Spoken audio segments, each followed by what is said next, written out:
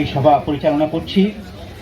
আমরা ধন্যবাদ জানাচ্ছি শ্রী দিলীপ ভট্টাচার্য, দিলীপ চক্রবর্তী, শিল্পী সাংস্কৃতিক কর্মী বুদ্ধিজীবী মঞ্চের, যিনি এতক্ষণ আমাদের সামনে তার বক্তব্য রাখলেন।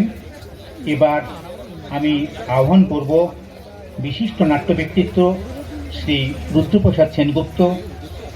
তার সম্পর্কে আলাদা করে বলবার আমাদের কিছু নেই, তবে এটুকু আমি বলবো যে যারা ভলান্টিয়ার্সরা আমরা এখানে কাজকর্ম করছি, আমরা রুদ্রপ্রসাদ সেনগুপ্ত মহাশয় যখনই আমরা ট্রামের প্রোগ্রাম যখন যেখানে করেছি, ওনার খুব বিজি শিডিউল না থাকলে বা শারীরিক অবস্থার খুব খারাপ অবস্থা থাকলেও তিনি একবার করে অন্তত এসেছেন, আমাদেরকে জানিয়ে গেছেন যে আমি তোমাদের সঙ্গে আছি, তোমরা লড়াই করো। রুদ্রপ্রসাদ সেনগুপ্ত এখন আপনাদের সামনে বলবেন।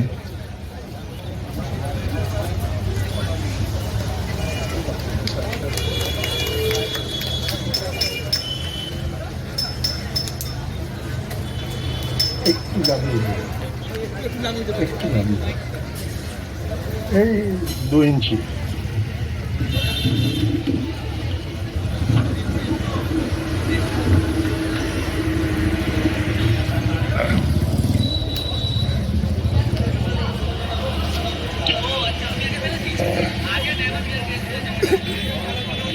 অনেক বছর আগে, মানে সত্যি অনেক বছর আগে, আজ থেকে প্রায় 50-60 বছর আগে, একজন রাশিয়ান সাহিত্যিক ইলিয়া এরেনবুর্গ কলকাতায় এসেছিলেন। ওই শান্তি আন্দোলন, কমিউনিস্ট পার্টির যে একটা ফ্রন্ট ছিল, পিস মুভমেন্ট, সেই পিস মুভমেন্টের সুবাদে উনি কলকাতায় এসেছিলেন। তা একটা ঘরোয়া অনুষ্ঠান হচ্ছিল, সেখানে উনি বলবেন। তো উনি প্রথমে জিজ্ঞেস করলেন যে এখানে কতজন আছেন যারা শান্তি আন্দোলনের সঙ্গে যুক্ত নন। সবাই একেবারে তেড়ে ফুড়ে বলল, আমরা সবাই শান্তি আন্দোলনের সঙ্গে যুক্ত। তোমরা তাহলে এটা রেখে কি লাভ? কমিউনিস্টকে বোঝাতে হবে যে শান্তি দরকার, তা আপনারা নিজেরাই নিজেদেরকে বোঝাচ্ছেন যে শান্তি আন্দোলন করতে হবে। যাদের বোঝানো দরকার, যারা হয়তো সব খবর রাখবার সুযোগ পায় না বা রাখে না, তাদের কাছে তো পৌঁছতে হবে।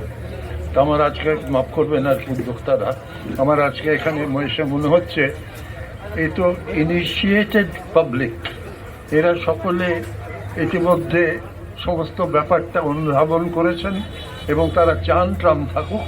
কেন চান সেটাও তারা জানেন।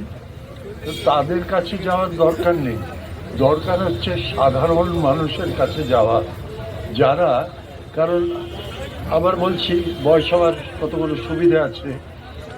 1 পয়সা ট্রাম ভাড়া বেড়েছিল বলে কলকাতা শহর আগুনের মতো একটা ভলক্যানিক একটা ইরাপশন হয়েছিল গোটা কলকাতা জুড়ে, 1 পয়সা বেড়েছিল বলে। আর আজকে এই যে ট্রামটাকে পুরো তুলে দেওয়ার একটা ব্যবসায়ী চক্র চলছে, একটা জোচ্চুরি হচ্ছে আর কি, এবং the present government is presiding over that. সেই জোচ্চুরির মানে ওপরে সভাপতিত্ব করছেন। তো সেই জায়গায় মানুষের কোনো হেলদোল নেই আর কি। কাজে কোথাও একটা আপনাদের মানে উদ্যোক্তাদের একটা ভাবতে হবে যে কী করে সাধারণ মানুষের মাঝখানে এই পুরো ব্যাপারটাকে একটা পরিষ্কার করে, যারা ইতিমধ্যে জানে, যারা ইতিমধ্যে প্রয়োজনীয়তা বুঝেছে, সঙ্গে আছে, তাদের জন্য শুধু নয়, সাধারণ আম আদমি কো পাস জানা হয়, তাদের কাছে গিয়ে কি করে জানানো যে দরকার খুব। যেমন এই মুহূর্তে দেখুন দরকারটা খুব বোঝানো যাচ্ছে না। এই যে দেখুন ওইখানে এই ছেলেরা ক্রমাগত চিৎকার করে যাচ্ছে এবং এইখানে একটা মিটিং হচ্ছে সিরিয়াস ব্যাপারে, কথা বলেই যাচ্ছে ওখানে ওখানে। অর্থাৎ এই চেতনার অবস্থাটা এই যে একটা গুরুতর বিষয় নিয়ে আলোচনা হচ্ছে, ওখানে চিৎকার চেঁচামেচি হচ্ছে। কারণ ওদিকে ওই পাশে কিছু লোক ঘোরাফেরা করছে। কেন ঘোরাফেরা করছে? তারা কোথাও ভিড় হচ্ছে, কিছু একটা নিশ্চয়ই ব্যাপার আছে। এখানে থাকলে একটু মজা টজা হতে পারে, আর কিছু পকেট বারও হয়তো ঘুরে বেড়াচ্ছে, ভিড় থাকলে সুবিধে হয়। তা সেই রকম আর কি।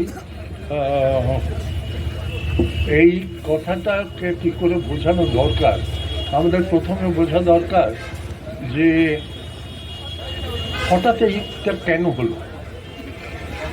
একটা আমার বাড়িতে আমার বাবা, আমি বাচ্চা ছেলে, আমার বাবা যদি হঠাৎ আমাকে একটা চড় মারেন, মেরে আমি আমি মাটির থেকে কুড়িয়ে একটা লজেন জুস মুখে দিতে যাচ্ছিলাম, আমার বাবা এক থাপ্পড় ঠাস করে চড় দিলেন, ফেলে দিলেন।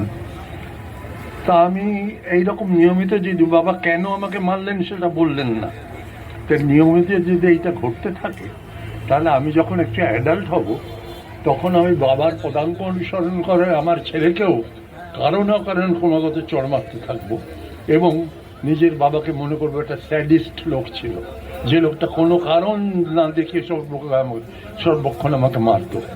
তো সেই রকমভাবে কারণগুলো একটু জানতে হবে আমাদের পরিষ্কার করে, যে এই ট্রাম তুলে দেওয়ার ব্যাপারটা কেন। একটা সবচেয়ে বড় কারণ হচ্ছে অরাজনৈতিক এবং অর্থনীতি ছাড়াই একটা কারণ আছে, সেটা হচ্ছে ওই যে নেই কাজ তো খোঁজভাজ। তা পলিটিক্যাল লোকেরা তো সবসময় কিছু কাজ টাজ করে না, তো তারা মাঝে মাঝে ওই ফিতে কাটে আর কি করে পাড়ায় কিছু করে, আর মাঝে মাঝে নিজের বা আত্মীয় স্বজনের বন্ধু বান্ধবের পকেট ভরানো যায়, এই কাজে ব্যস্ত থাকে এখনকার পলিটিক্যাল সোসাইটির লোকেরা। তো সেই লোকগুলো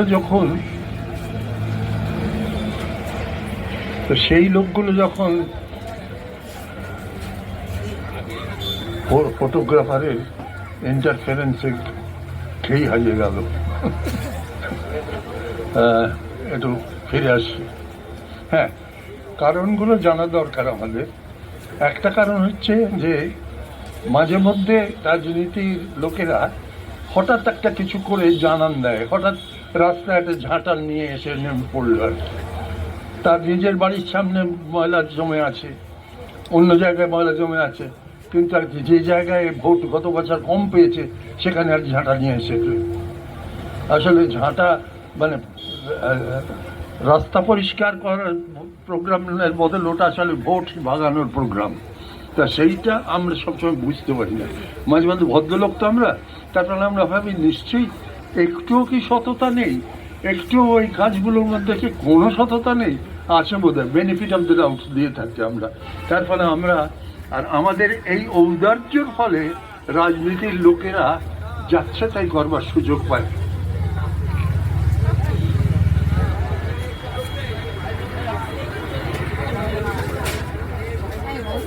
এই দোকানটাতে সব গোলমাল হয় কেন বলো না, কেন যে খদ্দেররা ওখানে গোলমাল পাকানোর জন্য নয়?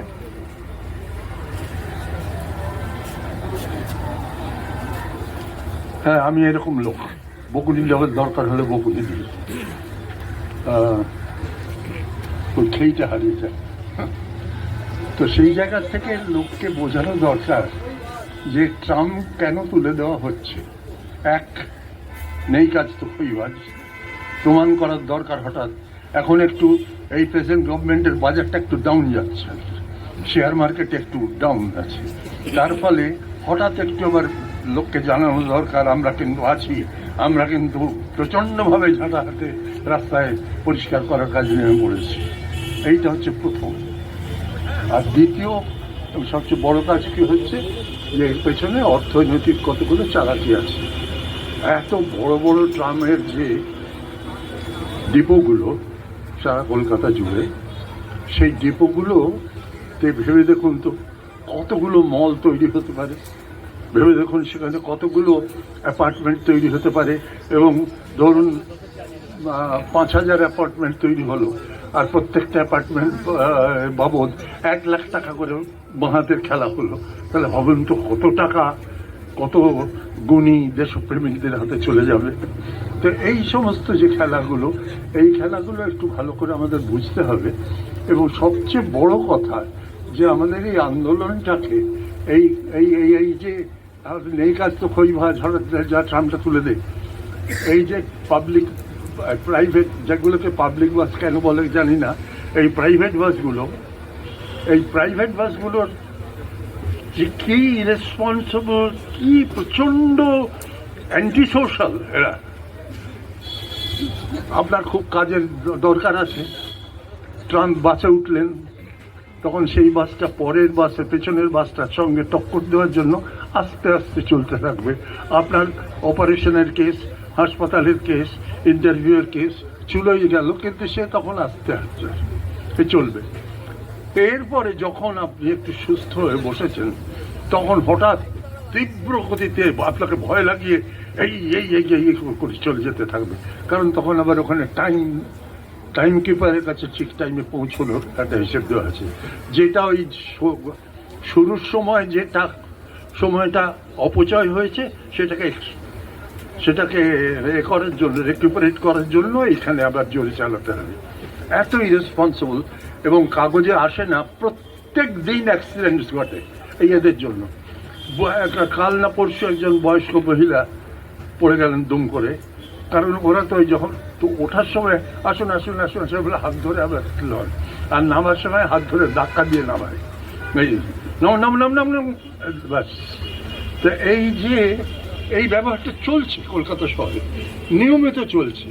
যে রাস্কালসগুলো, ওই প্রাইভেট বাসের মালিকগুলো, তারা এই দায়িত্ব নেয় না যে একটা সোশ্যাল সার্ভিসের মতো একটা ডিসেন্সি, মিনিমাম কর্তব্যবোধ।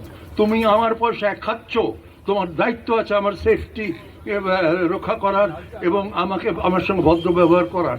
কে বলবে কাকে? এখন হঠাৎ এই প্রাইভেট বাসগুলোকে যে জানানো যেত যে তুমি কিন্তু পাবলিকের কাছে obliged for your existence and your profit, তো সেই জায়গাগুলোতে কে দেখবে? আমাদেরই দেখতে হবে। এই সমস্ত জায়গা থেকে কলকাতা শহরে ফুটপাত, হকারদের রিহ্যাবিলিটেশনের ব্যাপার নেই, ফুটপাতগুলো ভর্তি হয়ে যাচ্ছে, আর পাড়ায় লোকাল লিডাররা তোলা নিয়ে যাচ্ছে তাদের কাছ থেকে, হকারদের কাছ থেকে। সে বেচারিরা সারাদিনে হয়তো 100 টাকা লাভ করলো, তার মধ্যে 85 টাকা কতগুলো কিছু বললেন, 50 টাকা ওই রাস্তার loafer in the name of politics তাদেরকে কাছে দিয়ে যেতে হলো আর কি। না, আমার জল চাই না, এখন অসুস্থ হইনি। তো সেই জায়গা থেকে এইরকমভাবে চারপাশে যে অনাচার চলছে, সেগুলো আমার একটা সময় ভয় করে। ওই গ্রিক নাটকে একটা ক্যারেক্টার ছিল, সে যা বলে ফেলতো সেটা ঘটে যেত। তা আমার একটা রবীন্দ্র সদনে একটা মিটিং হচ্ছিল, তা সেখানে সামনের সারিতে তৎকালীন মুখ্যমন্ত্রী বুদ্ধদেব বাবু বসেছিলেন, আর অনেক নেতা টেতা বসেছিলেন।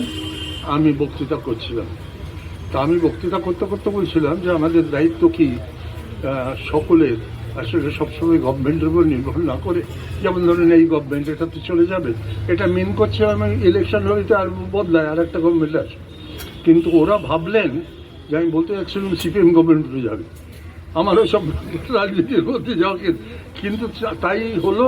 বুদ্ধদেব বাবুর মুখটা লাল হয়ে গেল এবং কিছু লোক আপনি এরম বললেন, এবং তারপরের দিন কাগজে বর্তমান পত্রিকায় বেরোলো যে রুদ্রপ্রসাদ বাবু ভবিষ্যৎবাণী করলেন যে এই সরকার চলে যাবে, সিপিএম উঠে যাবে। মানে এরকম পাকচক্রে এরকম একটা হয়ে গেল একটা। তেমনি আমি আজকে মনে করিয়ে দিতে চাই, এই হাওয়ায় কথাটা ভাসিয়ে দিচ্ছি, যে রোজ ঘুঘু ধান খেয়ে যায়, একদিন ফাঁদে পড়ে। তা তেমনি কখন যে ফাঁদে পড়ে ওটা ঘুঘুকে অ্যাডভান্স নোটিশ দেওয়া হয় না, ওকে না জানিয়েই ফাঁদে ফেলা হয়। তা তেমনি কখন যে এই সরকার হঠাৎ দুম করে মানে সমস্ত মানুষের কাছে অবজেক্ট অফ হেট্রেড এবং প্রচণ্ড একটা আশাভঙ্গের একটা প্রতীক হিসেবে দাঁড়াবে লোকের কাছে, যে অনেক আশা করেছিলাম, কত কিছু ভেবেছিলাম। একটা মানে বুড়ো বয়সের বেশি কথা বলার লোভ হয়তো।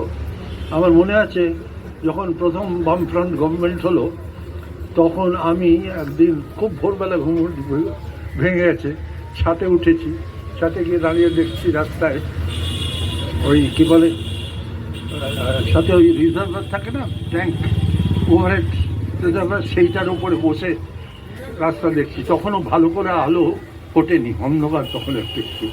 তা দেখি রাস্তায় বাস, ট্রাক এগুলো থামাচ্ছে পুলিশ ইত্যাদি। আমি বাহ, নতুন গভর্নমেন্ট আসা মাত্রই কীরকম অ্যাক্টিভ হয়ে উঠেছে ওরা। আরেকটা পরে আলো আসাতে দেখলাম ঘুষ নিচ্ছে। অর্থাৎ গভর্নমেন্ট আসে যায়, কিন্তু করাপশনটা রেখে যায় পুরোটা।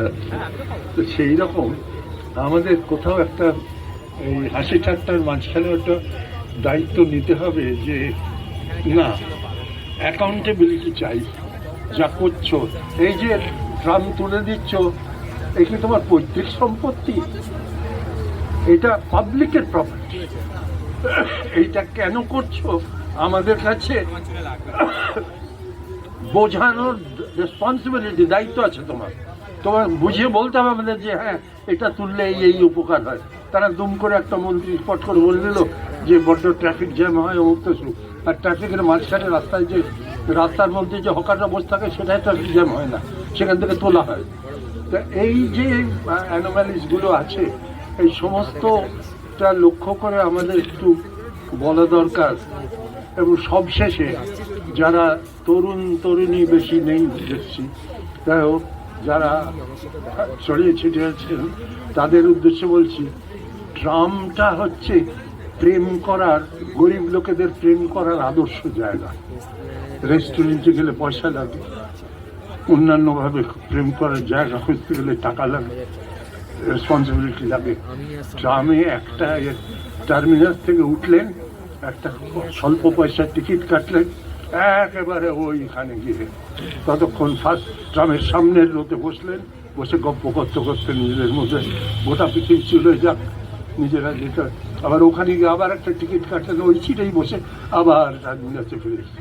একেবারে বাস্তব অভিজ্ঞতা থেকে বলছি, ট্রামে যে বিনা পয়সায় কি সুন্দর প্রেম করার জায়গা, এইটা যদি যুব সমাজ একটু মনে রাখে, কারণ তাদেরও তো পয়সার অভাব আছে।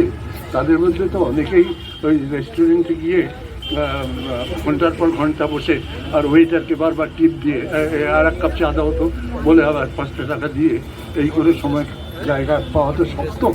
তাই এখন সেই প্রেমিকাদের উদ্দেশ্যে আমাদের আবেদন যে আপনারা নিজেদের প্রেম করার জায়গা হিসেবে ট্রামকে গ্রহণ করুন এবং ট্রামকে বাঁচিয়ে রাখুন। Thank you. আর শেষ কথা, যে এই অ্যাওয়ারনেস ক্যাম্পেইনটা একটু ভালো করে করতে হবে। কীভাবে করতে হবে? আমি বুড়ো মানুষ, আর কদিন পরে 90 পূর্ণ হবে, আর পারি না এসব করতে। আপনারা নিজের একটু বসে হিসেব করুন কী করে বেশি লোকের কাছে এই ইস্যুটাকে, এটা যে কতটা ইম্পর্টেন্ট, কত লোকের চাকরি, তাদের কতগুলো পরিবার বিপদে পড়বে এইটা চলে গেলে। ট্রামটা থাকলে কী কী সুবিধে, সেটা বিদেশের উদাহরণ দিয়ে নয় যে বিদেশে ট্রাম ফিরিয়ে আনছে, বিদেশে আনছে তো আমার কি, এখানে ট্রাম থাকলে কী সুবিধে, এখানে কতটা সেফ, কতটা নিরাপদ এবং কতটা ইকোনমিক্যালি ভায়াবল, এই কথাগুলো বিভিন্ন জায়গায় ছড়িয়ে দিতে হবে। আমরা প্রত্যেকে ওই যদি দায়িত্ব নিই পাশের 5 জন লোককে বোঝাবার, তাহলেই তো আস্তে আস্তে বিন্দু থেকে সিন্ধু হয়ে উঠবে এবং এই আন্দোলন অনেক জোরদার হবে। If wishes are horses beggars should ride বলে একটা ইংরেজিতে কথা আছে। ইচ্ছে যদি ঘোড়া হতো তাহলে আর সকলেই ঘোড়সওয়ার হতে পারত। তা আমাদের ইচ্ছে যে ট্রাম একেবারে টকবগিয়ে চলুক, কিন্তু ট্রাম কোম্পানির লোকেদের এবং আমাদের সকলের দায়িত্ব দিতে হবে যে ট্রাম কেন আমরা রাখবো, শুধু একটা আবেগের জায়গা থেকে, আবেগ খুব ইম্পর্টেন্ট, সেই আবেগের জায়গা থেকে এবং প্রয়োজনের জায়গা থেকে, দুটো জায়গা থেকে ট্রাম কোম্পানিকে আমরা বাঁচিয়ে রাখবো এবং কলকাতা শহরে গড়গড়িয়ে ট্রাম চলবে এবং কিছু লোকের হাড়গোড় যাবে মরিয়ে, তা মরুক না, অন্য নানান কারণে তখন হচ্ছে, তার একটা ইনস্টিটিউশনকে রাখার জন্য অনেক কিছু স্বীকার করব। আপনারা সকলে একটু দায়িত্ব নিন, আমরাও নেব, চেষ্টা করি। আর সবচেয়ে বেশি দায়িত্ব নিতে হবে এদের, যে কেউ না থাকলেও আপনারা নিজের দায়িত্বে আপনারা এই আন্দোলনটাকে আরো ছড়িয়ে দিন। ট্রাম কোম্পানির লোকেরা মনে রাখবেন যে ওই কথাটা হাস্যকর হয়ে গেছে, কিন্তু খুব দামি কথাটা ছিল, যদি তোর ডাকসরে কেউ না আসে একলা চলো রে। আপনারা এক একজন, একটা মানুষ কিন্তু কম নয়, একটা মানুষের কণ্ঠস্বরে কিন্তু আপনাদের সব জেগে উঠতে পারে। সকলে ভালো থাকবেন। ট্রাম কোম্পানি চলুক গড়গড়িয়ে, মাঝে মাঝে আমার তো ট্রেন করার বয়স নেই, কিন্তু মাঝে মাঝে এমনি ঘোরাফেরার জন্য আমার জন্য ট্রাম থাকবে। নমস্কার।